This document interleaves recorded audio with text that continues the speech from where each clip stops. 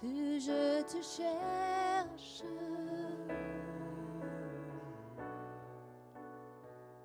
plus je te trouve.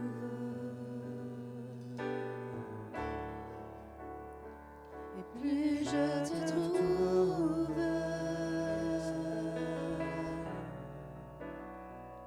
plus je t'adore. Je te cherche, plus je te cherche,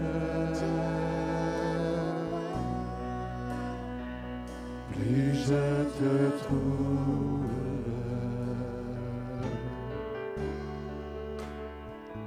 Plus je te trouve,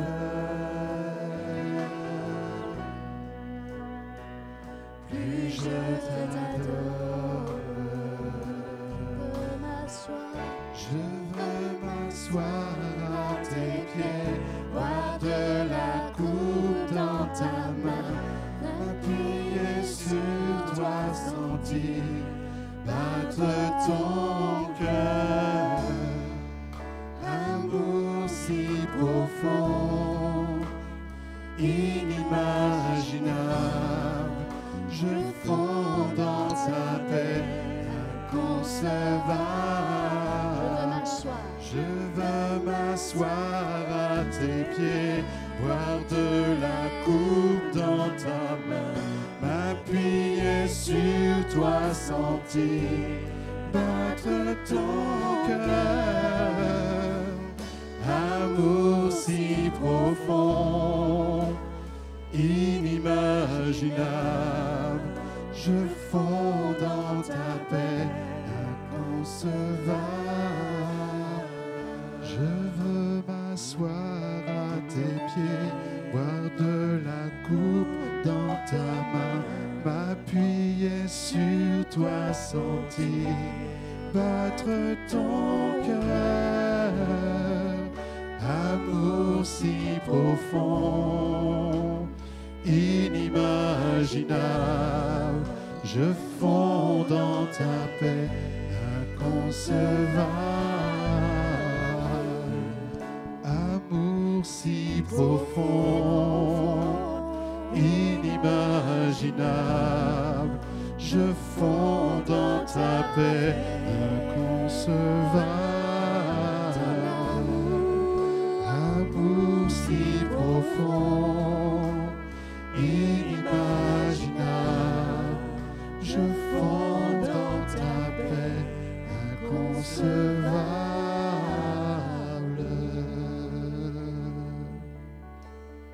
Alléluia, Seigneur, nous te remercions pour ta sainte présence. Nous te remercions, Seigneur, pour cet amour si profond, inimaginable, Seigneur, inconcevable, incompréhensible, Seigneur, à la pensée humaine. Et Seigneur, je prie ce matin pour une nouvelle et une fraîche révélation de ton amour, Seigneur. Une fraîche révélation de ta justice, Seigneur, au milieu de nous. Seigneur, je te remercie parce que tu ravives le feu de la passion pour ton royaume, le feu de la passion pour ta présence, le feu de la passion pour toi, Seigneur, ce matin. Père, je prie afin que chacun d'entre nous, lorsque nous allons repartir, Seigneur, nous soyons passionnés pour toi, Seigneur, plus que jamais. Passionnés, Seigneur, pour l'éternité. Passionnés pour les choses du royaume de Dieu, Seigneur. Seigneur, ravive ce feu dans chacun d'entre nous, Seigneur. Que celui qui est froid, Seigneur, soit bouillant ce matin, Seigneur. Que celui qui était bouillant, Seigneur, soit encore plus en feu ce matin. Dans le nom de Jésus, Seigneur. Seigneur, merci pour ta parole qui va toucher notre âme, qui va toucher notre intelligence, qui va toucher et transformer nos émotions, Seigneur. Alléluia. Afin que nous soyons porteurs de ta sainte présence, Seigneur. Alléluia. Alléluia. Alléluia. Amen. Vous pouvez vous asseoir dans la présence de Dieu.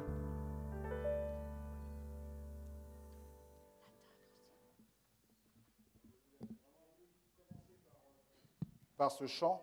Vous savez, ça va faire un peu comme anesthésie parce que le titre de mon message, c'est le jugement de Dieu. Il faut qu'on soit un petit peu bercé par son amour, chouchouté, pour pouvoir entamer ce sujet. J'avais déjà commencé une première partie, c'était le 10 février, je crois. Et je sentais qu'il fallait que je rajoute une petite couche par rapport à ça. Et c'est vrai qu'on avait un peu survolé tout ce qui concerne le jugement de Dieu. Et comme je vous l'ai dit, l'un de mes sujets préférés, c'est la justification.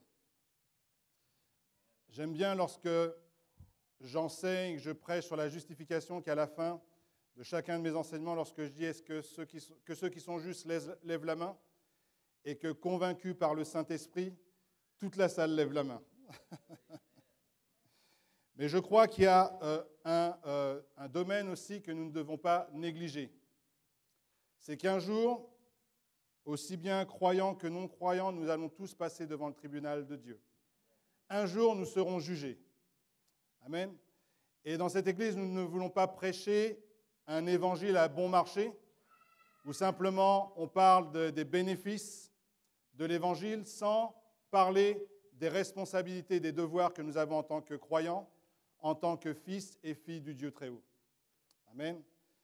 Donc l'un des textes de référence, c'est Hébreux chapitre 6, verset 1, qui nous dit « C'est pourquoi, laissant les éléments de la parole de Christ, tendons à ce qui est parfait, sans poser de nouveau le fondement du renoncement aux œuvres mortes, de la foi en Dieu, de la doctrine des baptêmes, de l'imposition des mains, de la résurrection des morts et du jugement éternel. » Donc on est toujours dans le thème de l'année, la restauration. Et l'une des choses importantes que nous avons vues la dernière fois, c'est que plus la maison est balèze, et plus tu es... Ah, bonjour Séverin. Et plus... Désolé. On applaudit bien fort Séverin et sa compagne.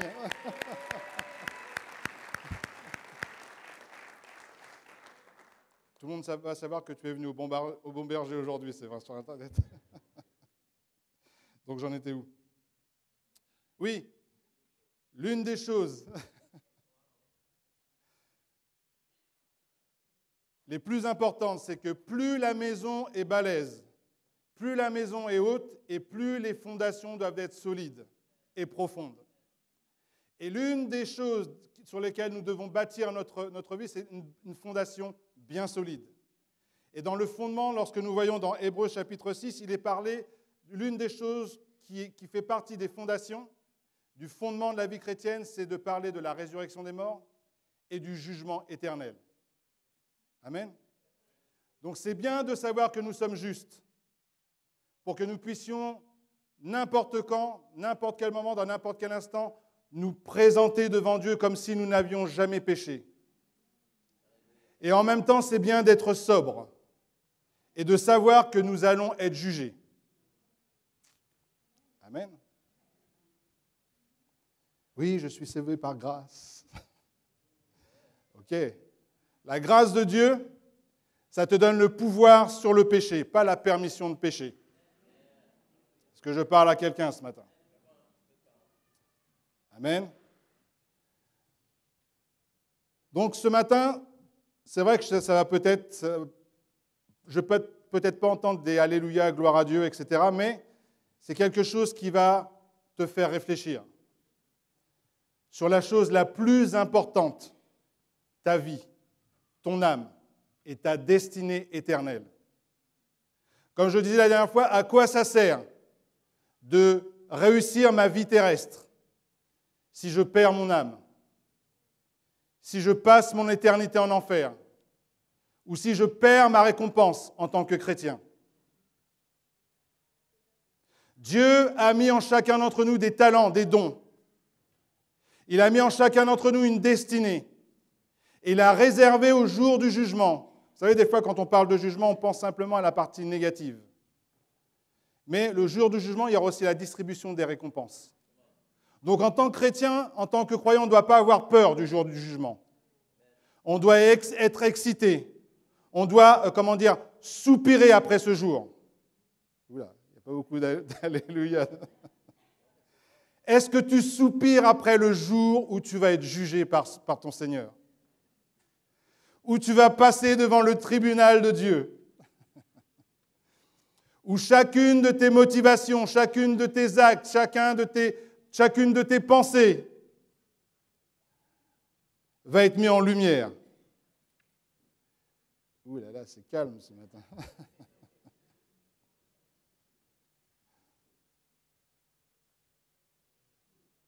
Vous savez, on vit dans un monde tellement corrompu. En tant que chrétien, on peut s'habituer au péché. On peut s'habituer à ce qui n'est pas acceptable. Et vous savez, j'ai remarqué que lorsque nous sommes dans la présence de Dieu, lorsque la louange est à son plus haut, lorsqu'on ressent la présence de Dieu, lorsqu'on ressent la sainteté de Dieu, tu n'as pas envie de bouger un seul cil. Tu n'as même pas envie qu'une pensée bizarre vienne dans ta tête. Je suis le seul qui est comme ça? Mais il y a quelque chose qui s'appelle la crainte de Dieu, la crainte de ne pas le décevoir, la crainte de ne pas attrister son Saint-Esprit, qui commence à agir de façon puissante en toi.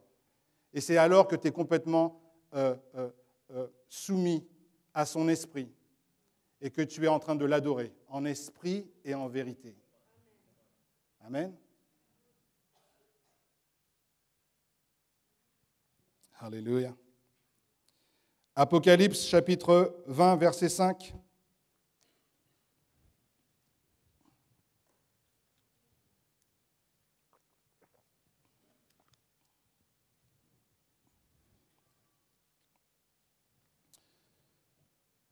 Nous parle de cette résurrection. Les autres morts ne revinrent point à la vie jusqu'à ce que les 1000 ans fussent accomplis. C'est la première résurrection.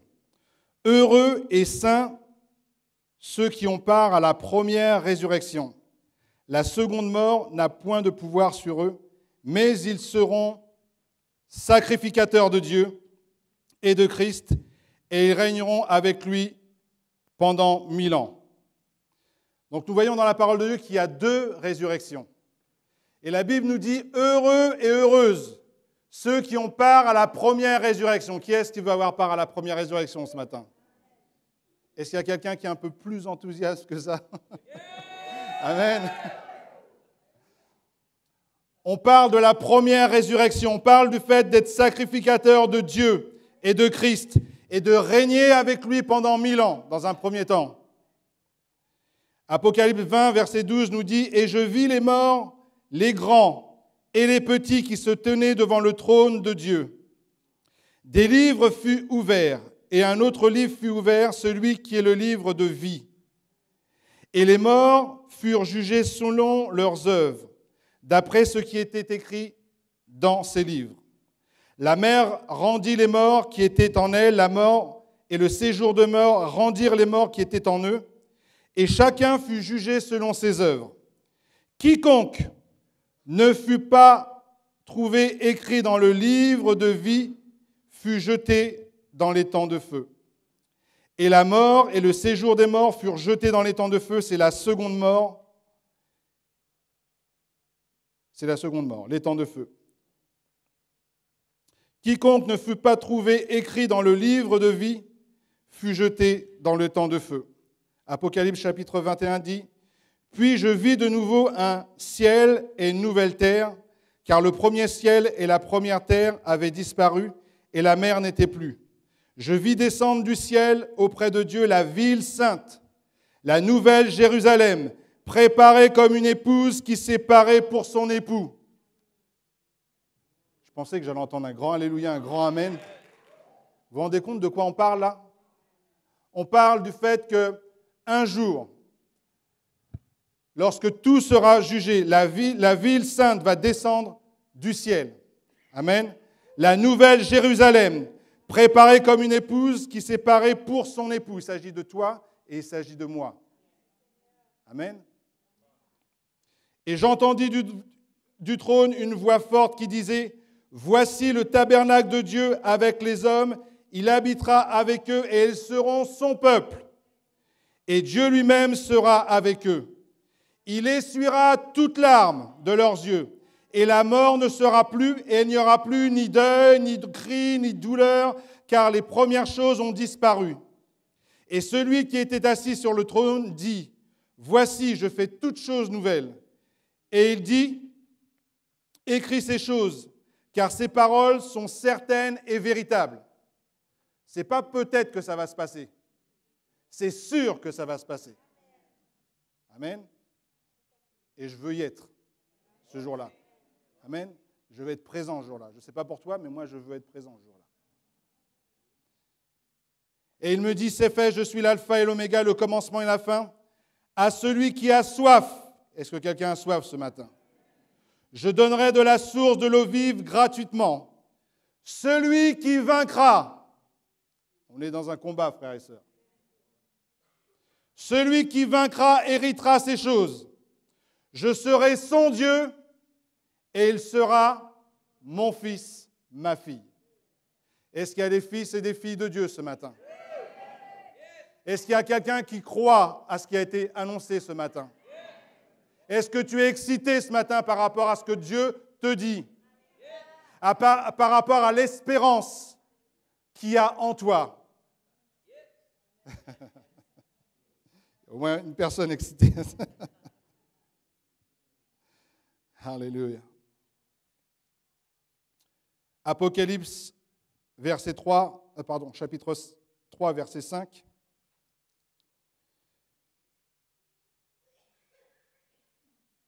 Il y a quelque chose de très intéressant dans ce verset. Vous savez, je crois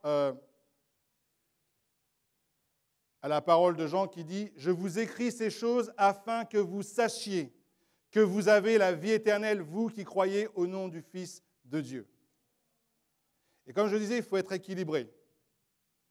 Donc c'est vrai quand on a accepté Jésus, ça veut dire que notre nom est écrit dans le livre de vie de l'agneau. Et regardez ce qu'il est écrit ici. Et moi, je pensais que c'était ineffaçable. Une fois que c'est écrit, c'est écrit. Et après, je peux faire ce que je veux. À celui qui vaincra sera revêtu aussi de vêtements blancs. Et je n'effacerai point, c'est Jésus qui parle, son nom du livre de vie. Et je confesserai son nom devant mon Père et devant ses anges. Oula. T'es content d'être venu ce matin?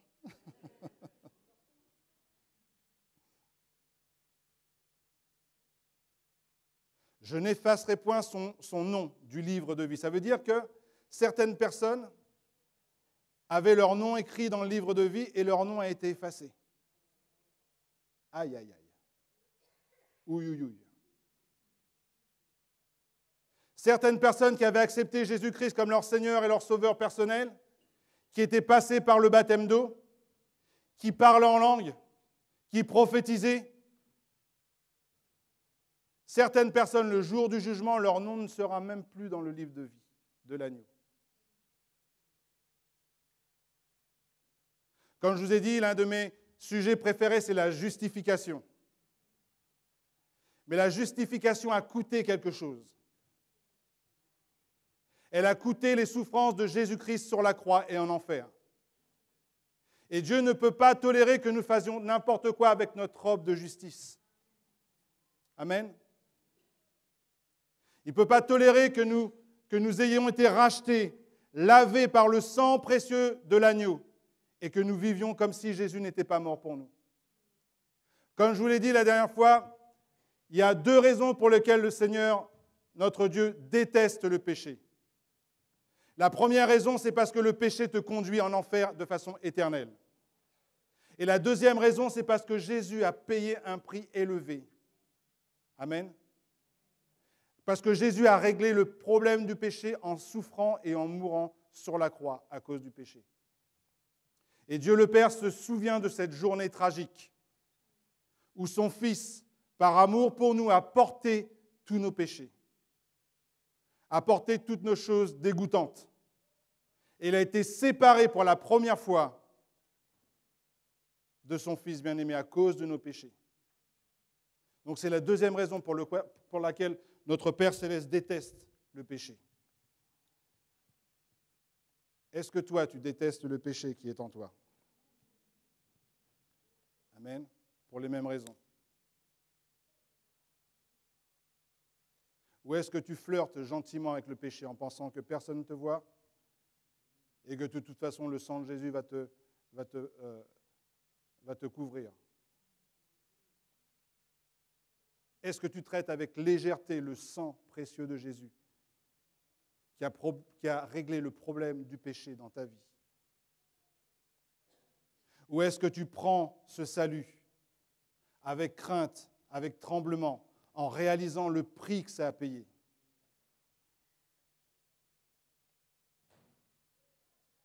En réalisant le prix que ça a coûté. Le salut est gratuit, ça ne nous a rien coûté, mais ça a coûté quelque chose à notre Seigneur. Amen.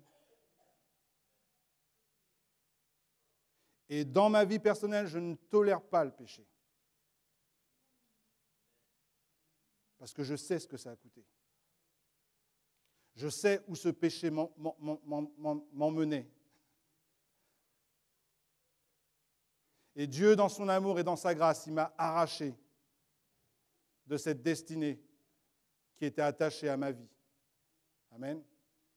Et il a souffert pour de vrai, afin que moi, je n'ai pas à souffrir.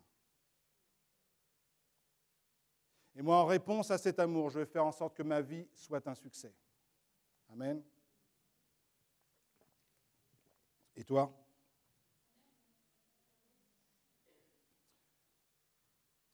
Alléluia. Donc, il est bon de repasser ces choses dans son cœur, de savoir que nous vivons et que notre destinée n'est pas simplement réussir sa vie jusqu'à 90 ans. Ok, j'ai réussi ma vie jusqu'à 90 ans, peut-être pour les meilleurs d'entre nous jusqu'à 120 ans. Mais comme je disais tout à l'heure, le titre de ce message, c'est le jugement de Dieu ou comment réussir sa vie éternelle. Est-ce que tu veux réussir ta vie éternelle ce matin? Amen. Mais quelle est la chose dans ce monde dans lequel nous vivons qui est un monde qui va de plus mal en plus mal, de pire en pire? Je ne sais pas si vous avez remarqué, mais tout est bouleversé. Tout est sans dessus-dessous. Il y a des chrétiens qui sont... La persécution commence à augmenter de plus en plus dans tous les continents. Mais qu'est-ce qui va me faire tenir?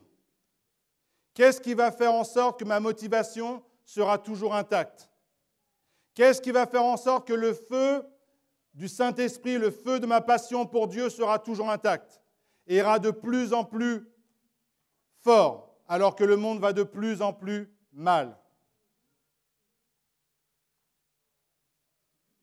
La Bible dit que dans les derniers temps, l'amour de plusieurs se refroidira. Je ne veux pas être compté dans ces plusieurs qui se refroidira. Mais je vais être compté parmi ceux où, au contraire, que le feu de la passion pour Dieu augmente. Dès que c'est dur, je vais être encore plus dur. Amen. Dès qu'il faut un peu plus de feu, je veux mettre encore plus de combustion pour que ça soit encore plus brûlant. Amen. Veillez à mes pensées, mes paroles, mon attitude, pour que Jésus-Christ puisse prendre place pleinement en moi et à travers moi, sans aucun obstacle. Donc, qu'est-ce qui va me faire tenir? Qu'est-ce qui va rendre ma motivation intacte? Il y a 3 choses. La première chose, ma foi. Ma foi. Qu'est-ce qui va triompher du monde? Ma foi. Comment faire en sorte que ma foi soit toujours grandissante? En entendant de la parole de Dieu. La foi vient de ce qu'on entend, et ce qu'on entend vient de la parole de Dieu. Donc ça, c'est un beau verset que la plupart du temps nous connaissons en tant que chrétiens. Mais comment tu vas entendre la parole de Dieu? Tu dois désirer comme un nourrisson le lait de la parole de Dieu tous les jours de ta vie. Tous les jours de ta vie, avoir un temps de qualité avec ton Dieu et désirer l'entendre pour toi-même. Hello? Le matin, quand je me lève, je veux entendre Dieu me parler pour cette journée. Je veux voir ce que le Père veut faire à travers ma vie. Je veux voir ce qu'il veut dire à travers ma vie. Faire en sorte que chacune de mes journées soit vécue à fond pour avoir un impact sur l'éternité. Je vais refaire la phrase, vous n'avez pas bien entendu. Faire en sorte que chaque jour que je vis à fond ait un impact sur l'éternité. Sur la mienne ou sur l'éternité des personnes sur qui j'ai de l'influence. Parce qu'il s'agit de ça. Amen. Par mon témoignage, par ma façon de vivre, par ma façon de me comporter, je vais avoir une influence sur l'éternité des personnes qui m'entourent. Et sur la façon dont je serai jugé le jour du tribunal de Christ, où chacun d'entre nous, nous allons passer. Donc la première chose qui va me faire tenir, qui va me faire aller de l'avant, qui va mettre du carburant dans ma vie, c'est ma foi. Avoir cette faim et cette soif d'entendre Dieu, de sonder les Écritures. Seigneur, qu'est-ce que tu as à me dire? D'entendre dans les moments où il n'y a rien qui se passe, plutôt que de regarder 4 heures de NCIS ou des experts. J'attaque personne quand je regarde NCIS. J'ai rien contre NCIS, ok? Tu peux regarder un épisode, mais pas les 5 d'un coup, quoi. On a peut-être autre chose à faire que pour bâtir notre foi.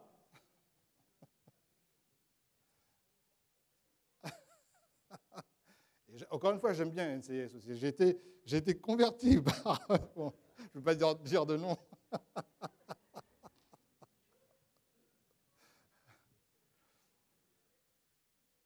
Mais je prends garde aussi à entendre la voix de mon Dieu. Amen. Pour que ma foi soit de plus en plus efficace. Pas seulement pour moi, mais pour les gens qui m'entourent. Franchement, tu n'es pas fatigué lorsque tu sais que tu es une personne remplie du Saint-Esprit. Peut-être que je suis le seul ce matin. Rempli du Saint-Esprit. Non, pas que je sois rempli du Saint-Esprit, mais par rapport à ce que je veux dire. Tu es rempli du Saint-Esprit. Voilà, tu parles en langue, tu pries, tu es sérieux avec le Seigneur. Et il y a une personne malade, cancéreuse qui arrive devant toi. Tu pries pour elle et il n'y a jamais rien qui se passe. Est-ce que tu penses que c'est en regardant NCIS 5 heures d'affilée que ça va te donner la foi pour entendre la voix de Dieu, pour savoir comment prier pour cette personne, pour savoir comment dire la bonne parole, être utilisé par le Saint-Esprit?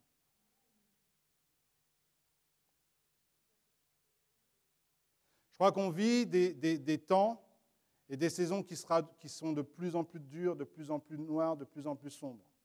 Et je crois que le peuple de Dieu doit briller de plus en plus. Amen. Et avoir les yeux sur l'éternité. Et encore une fois, même si on vit 150 ans, qu'est-ce que c'est 150 ans par rapport à l'éternité? C'est rien. Donc, qu'est-ce qui va me donner aussi le feu pour continuer à avancer? Deuxièmement, l'espérance. L'espérance. Donc vous allez prendre Éphésiens chapitre 2, verset 12 qui dit « Vous étiez en ce temps-là sans Christ, privés du droit de cité en Israël, étrangers aux alliances de la promesse, sans espérance et sans Dieu. » Avant, nous étions sans Christ, avant, nous étions sans espérance. Mais maintenant, nous avons une espérance. Maintenant, nous avons un droit de cité en Israël et nous ne sommes plus étrangers aux promesses et aux alliances.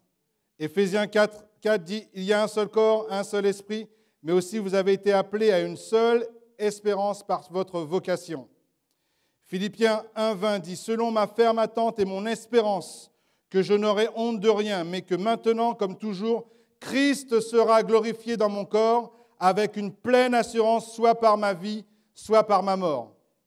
Donc Paul était tellement en feu, il était tellement convaincu de l'espérance qui était en lui, qu'il était prêt à donner sa vie pour cette espérance. Il était prêt à donner sa vie par rapport à ce qu'il allait vivre et à la récompense qu'il devait recevoir lorsqu'il serait devant le tribunal de Christ. Est-ce que tu es prêt à donner toute ta vie pour la récompense qui t'est destinée le jour du tribunal de Christ?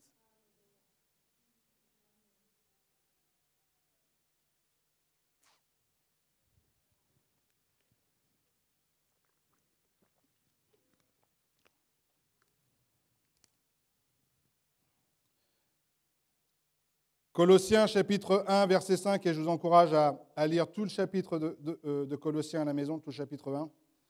À cause de l'espérance qui vous est réservée dans les cieux, et que la parole de la vérité, la parole de l'évangile la parole de l'évangile vous a précédemment fait connaître. Colossiens 1, 23, si du moins vous demeurez fondés et inébranlables dans la foi, sans vous détourner de l'espérance de l'Évangile que vous avez entendu, qui a été prêché à toute créature sous le ciel et dont moi, Paul, j'ai été fait ministre. Et Colossiens 27 nous dit à qui Dieu a voulu faire connaître quelle est la glorieuse richesse de ce mystère parmi les païens, savoir Christ en vous, l'espérance de la gloire. Amen. L'espérance nous rappelle que nous vivons quelque chose qui est plus grand que nous. Hello? L'espérance nous rappelle que nous vivons pour quelqu'un qui est plus grand que nous. L'espérance nous rappelle que nous vivons pour un but. Amen. Pour gagner quelque chose. Pas gagner le salut, parce que c'est un don le salut, mais gagner quelque chose par rapport aux œuvres que tu as faites sur la terre. Est-ce que tu veux avoir une pleine récompense? Ou est-ce que tu veux avoir juste 10% de ta récompense? Ou même des fois peut-être même perdre ta récompense? Et la Bible parle des gens qui seront sauvés juste, tout juste. T'imagines? Avoir vécu sur la terre et être juste sauvé, in extremis. Tu sens encore le feu de l'enfer juste sur tes vêtements, tellement tu as été sauvé juste à temps.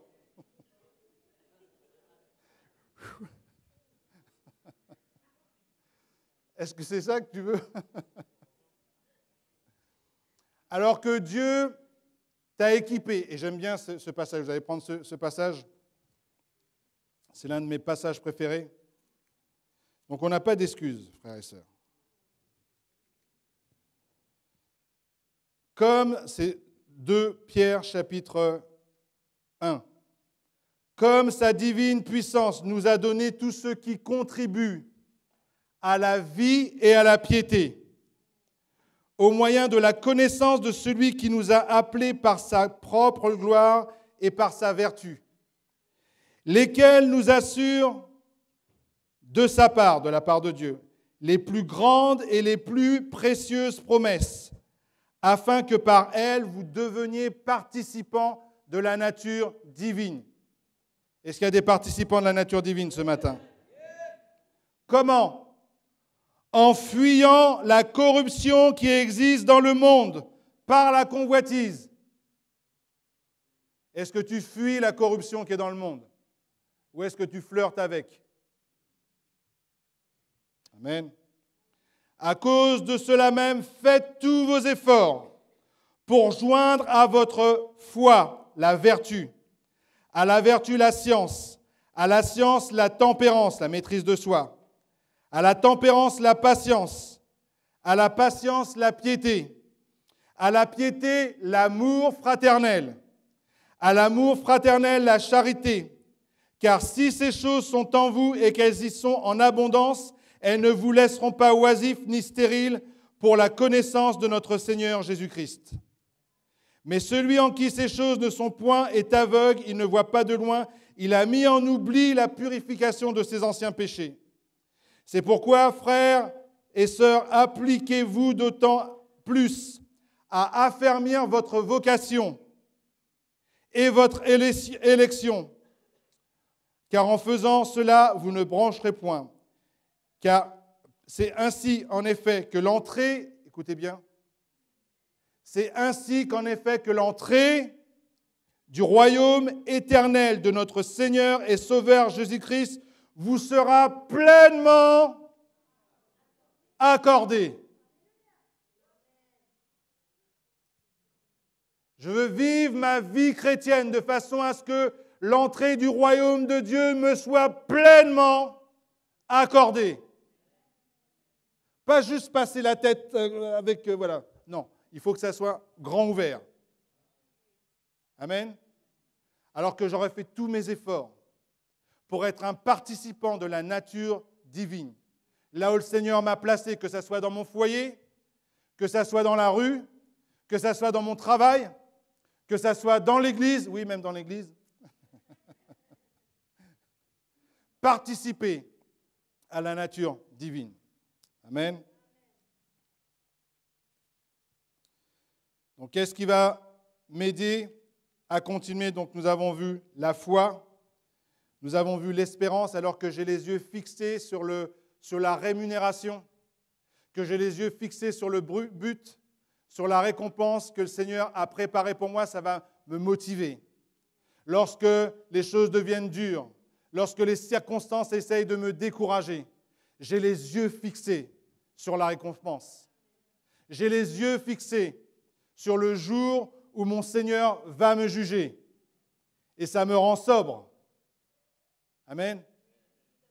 Sur le jour où je veux entendre « Bien, bon et fidèle serviteur, rentre dans la joie de ton maître ».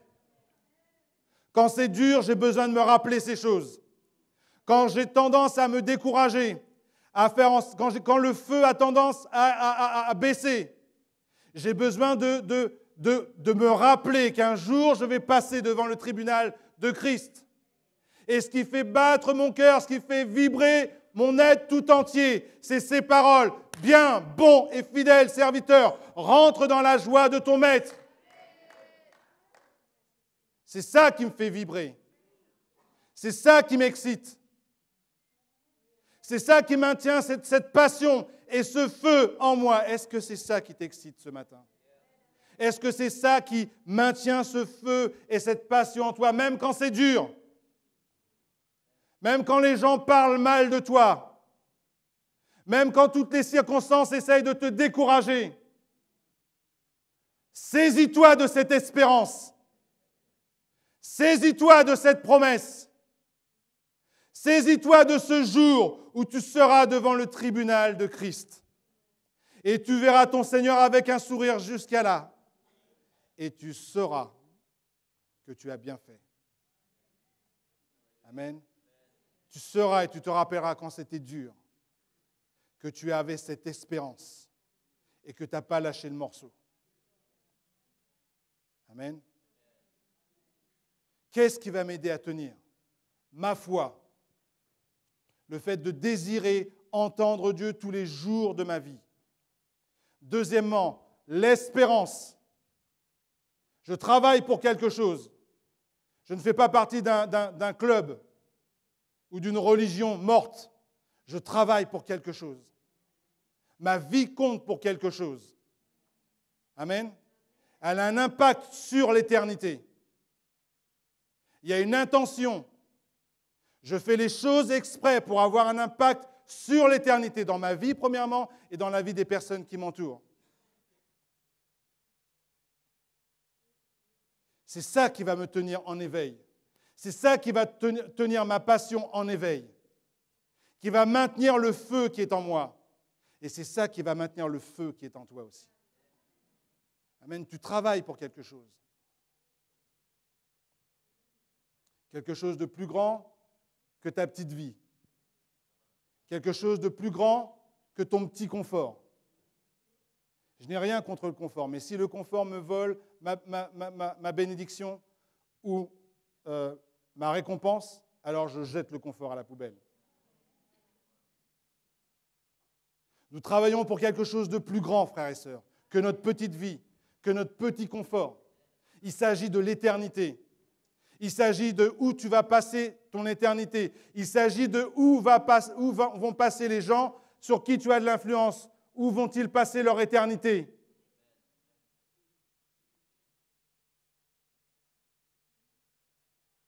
Si tu gardes ta bouche fermée, si tu vis en désaccord par rapport à ce que tu professes et confesses,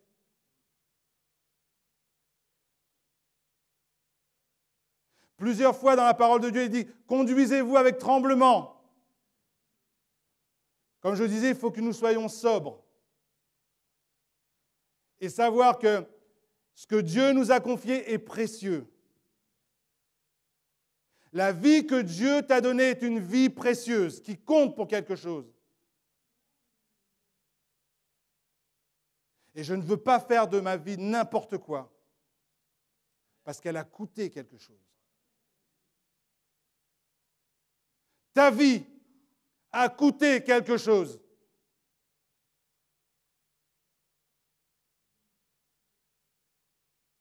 Qu'est-ce qui va me faire tenir? Ma foi, mon espérance et l'amour de Dieu. La Bible dit que ces trois choses demeurent, la foi, l'espérance et l'amour, mais la plus grande de toutes, c'est l'amour. Un amour, une passion, une ferveur pour la présence de Dieu, pour mon Dieu, ça va me faire tenir. Amen. Quand tu vois que tout l'enfer se déchaîne contre toi, tu sais que tu es aimé de Dieu. Et tu sais que n'importe où tu peux aller dans sa présence. Que à n'importe quel moment tu peux aller sur la montagne. Amen. Et avoir la vision de Dieu sur les circonstances et sur les choses. Et te rire de l'adversité. Parce que tu sais que Dieu est pour toi.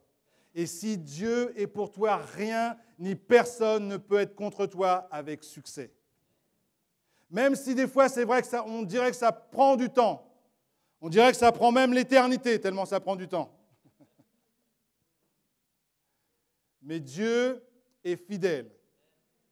Amen. Dieu est fidèle. Et Dieu est pour toi. Et Dieu est capable de te délivrer, de te restaurer, de te sortir de cette situation. Simplement parce qu'il t'aime. Amen. Donc la foi, l'espérance, l'amour pour Dieu et l'amour pour son chef-d'œuvre. C'est qui son chef-d'œuvre? C'est toi. C'est moi. C'est chacun d'entre nous. La parole de Dieu dit que nous sommes des créatures merveilleuses. En d'autres termes, nous sommes le chef-d'œuvre de Dieu. Est-ce que tu aimes le chef-d'œuvre de Dieu lorsque tu te regardes dans la glace? Est-ce que tu aimes le chef-d'œuvre de Dieu lorsque tu regardes ta compagne ou ton mari? Pour les femmes, bien sûr. Ou tes enfants, ou ton ami, la personne qui est à côté de toi.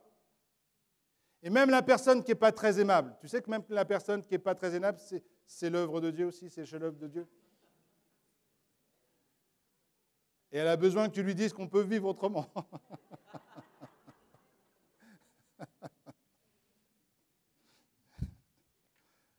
Alléluia.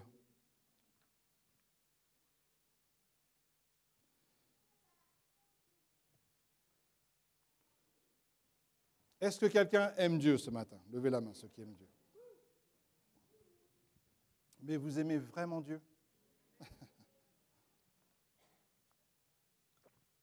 Mais comment savoir qu'on aime Dieu? Parce que bon, ok, je vous posais la question, donc vous levez la main, ok, c'est bien, c'est sympa. Mais comment vraiment savoir si on aime Dieu? Alors on aime ses commandements, on aime sa parole, ça c'est la partie fastoche. Mais vraiment qu'on aime Dieu. Exactement. Comment déterminer mon niveau d'amour pour Dieu? C'est la façon dont tu vas traiter les autres. C'est la façon dont tu vas aimer les autres. Jean nous dit que celui qui dit qu'il aime Dieu, qu'il n'a pas vu, mais qui déteste son prochain qu'il a vu, comment il peut dire qu'il aime Dieu? Il dit celui-là, c'est un menteur. Tu ne peux pas aimer Dieu si tu dis que tu n'aimes pas ton prochain. Amen. Et regardez ce qu'il est dit ici. Dans Matthieu chapitre 24, verset 31. Mais lorsque le Fils de l'homme viendra dans sa gloire avec tous les anges, donc ça dresse déjà le tableau. Il s'assiera sur le trône de sa gloire. Donc vous imaginez le tableau un peu? Vous imaginez? Mais lorsque le Fils de l'homme viendra dans sa gloire avec tous ses anges. J'aimerais bien demander à Spielberg qu'il imagine une scène comme ça pour qu'on se représente vraiment le Fils de l'homme qui vient dans sa gloire avec tous ses anges. Amen. S'assiera sur le trône de sa gloire. Toutes les nations seront assemblées devant lui. Il séparera les uns d'avec les autres, comme le berger sépare les brebis d'avec le bouc. Il mettra les brebis à sa droite et les boucs à sa gauche. Alors le roi dira à ceux qui sont à sa droite, « Venez, vous qui êtes bénis de mon Père, prenez possession du royaume, vous du royaume qui vous a été préparé dès la fondation du monde. » Et regardez ce qu'il est dit ici. « Car j'ai eu faim et vous m'avez donné à manger. J'ai eu soif et vous m'avez donné à boire. J'étais étranger et vous m'avez recueilli. J'étais nu et vous m'avez vêtu. J'étais malade et vous m'avez visité. J'étais en prison et vous vous êtes venus vers moi. » Les justes lui répondront, « Seigneur, quand t'avons-nous vu avoir faim? T'avons-nous donné à manger et avoir soif? Et t'avons-nous donné à boire? Quand t'avons-nous vu étranger et t'avons-nous recueilli ou nu et t'avons-nous vêtu? Et quand t'avons-nous vu malade ou en prison, où sommes-nous allés vers toi? » Et le roi leur répondra. Hello? Et Jésus te répondra. « Je vous le dis en vérité, toutes les fois que vous avez fait ces choses à l'un de ces plus petits. » Hello? Toutes les fois que vous avez fait ces choses à l'un de ces plus petits, c'est à moi que vous les avez faites.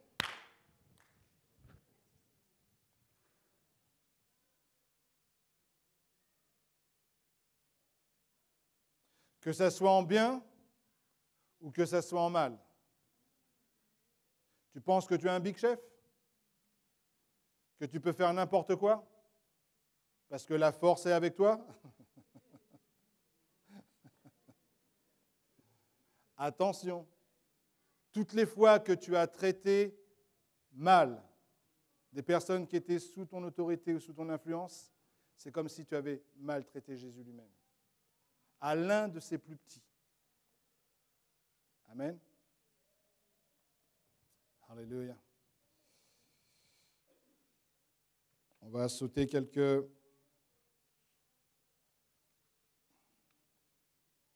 Donc encore une fois, l'une des choses que nous devons avoir en tête et qui nous aidera à ne pas douter de notre salut après un tel message, ok? Pas de question de douter de son salut, mais d'être sobre, comme je disais tout à l'heure. De prendre tout l'évangile, de dire, ok Seigneur, j'en suis aujourd'hui avec ce que tu m'as donné de plus précieux. Est-ce que les dons, les talents que tu m'as donnés, je les mets à ton service? Je suis vraiment, j'œuvre vraiment pour le royaume de Dieu? Ou est-ce que je traite ma vie très légèrement? Amen. Est-ce que je me suis tellement habitué au péché que maintenant j'entends même plus ta voix qui me reprend et qui me pousse à la repentance? Hello? Et comme nous l'avons lu tout à l'heure, vous savez, malheureusement, il y a des personnes qui seront en enfer et qui auront fréquenté l'Église. l'Église en général. Amen. Enfin, amen. Oui, oui.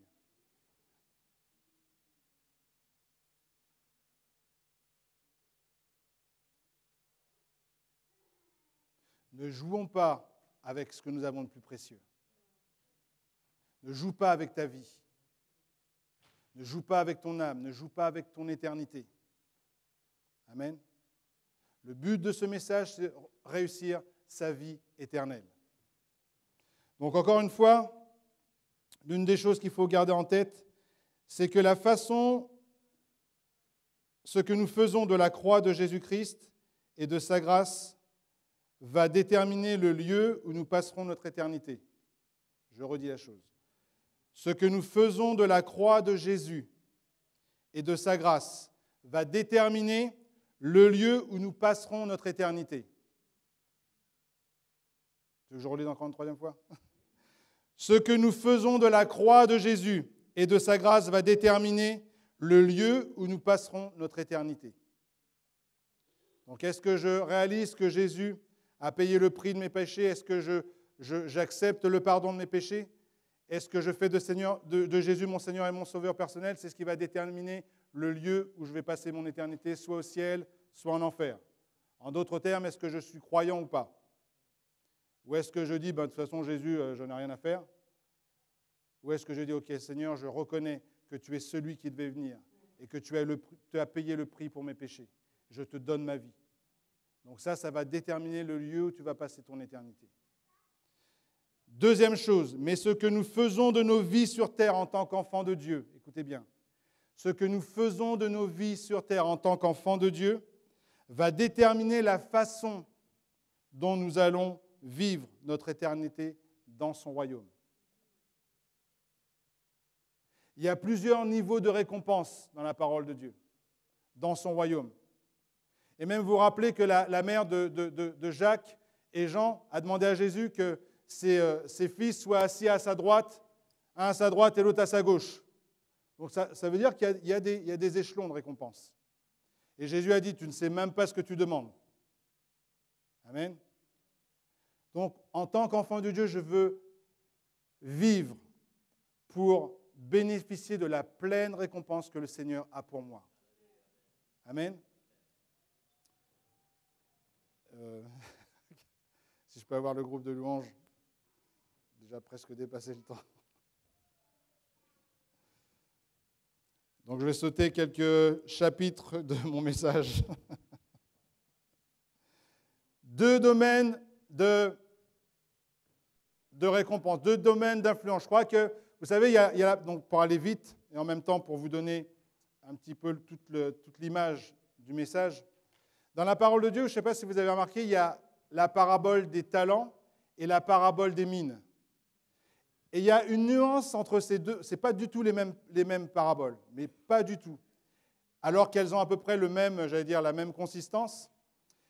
Il y a la parabole des talents dit que Dieu a distribué des dons et des talents selon la capacité. Donc à un tel, il y a eu 5 talents, l'autre a eu 10 talents, d'autres a eu un seul talent. Et que chacun a fait prospérer son talent selon la capacité qu'il a reçue du Seigneur.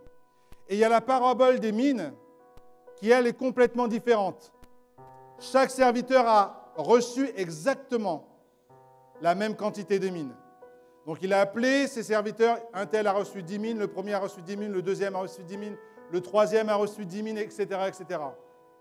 Ils ont reçu exactement la même quantité. Et je crois que ces deux paraboles sont complémentaires et nous font penser à notre vie. Nous serons jugés dans deux domaines, je pense, de notre vie, c'est-à-dire notre vie publique et notre vie privée. Notre vie publique, quand je parle de la vie publique, c'est-à-dire que Dieu nous donne des dons et des talents pour construire et bâtir son Église.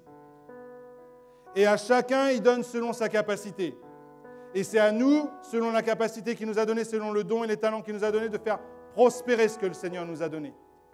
Donc à une personne, il y aura un don, un talent pour peut-être intercéder, être un intercesseur, un autre pour quelqu'un qui va accueillir dans l'Église, un autre celui qui va prêcher la parole de Dieu, un autre celui qui va nettoyer l'Église, Un autre, celui qui va avoir un don de libéralité. Mais chacun d'entre nous, selon le don que nous avons reçu, nous devons faire prospérer ce don pour le bien du royaume de Dieu, pour le bien de son Église. Donc Dieu a un plan pour son Église, pour son épouse. Et je crois que cette parabole des mines, par contre, parle de la sphère privée. La façon dont nous traitons nos bien-aimés. Donc peut-être que tu peux être un tout feu, tout flamme en public, qu'en fait les malades sont guéris, et être complètement dysfonctionnel dans ton foyer. Mais Dieu veut que tu sois une réussite aussi bien dans le public, dans le fait de faire grandir son royaume avec son corps, mais que tu sois aussi un succès dans ta sphère privée. La façon dont tu vas traiter tes enfants, la façon dont tu vas traiter ta femme, ton époux, la façon dont tu vas traiter celui qui te sert lorsque tu vas au restaurant, la façon dont tu vas traiter les personnes qui sont sous ton influence. Amen. Donc je vais m'arrêter là. On va se lever dans la présence de Dieu. Alléluia.